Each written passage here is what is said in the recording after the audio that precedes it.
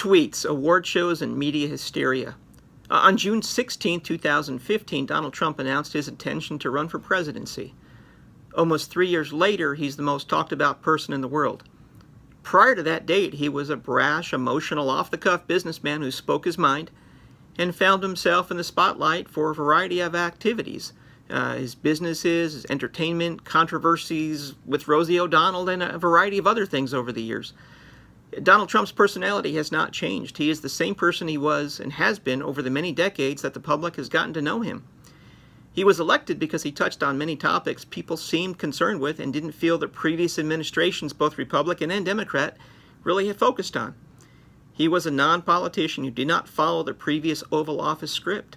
Actually, he didn't follow any script at all. He spoke not based on how previous presidents did, but based on his personality. This is the same person who was welcomed on all the talk shows, all the news shows, and made millions of dollars for NBC. The same person who was liked by members of both political parties and was asked for donations for various candidates, charities, and ventures. There are some who voted for him for his ideas who also may not agree with some of his words or even some of his actions.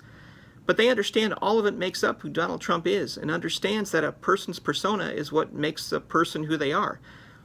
Ironically, a big complaint of many Americans over the past 50 years have been elected officials who say and act one way before they are elected, only to act different after.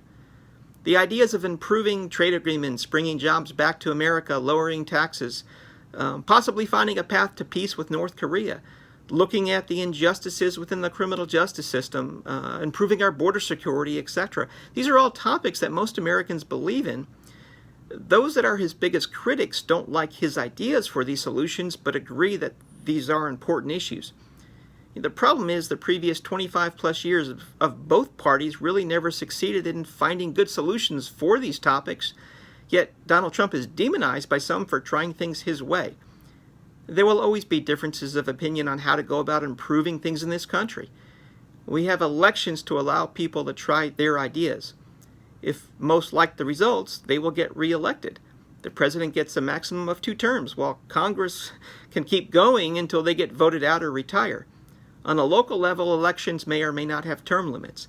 The midterms are coming up, and based on the current environment, it's going to be as nasty as ever. What would be nice would be to see debates on different solutions to the shared concerns, not the name-calling, personal attacks, and vulgar language.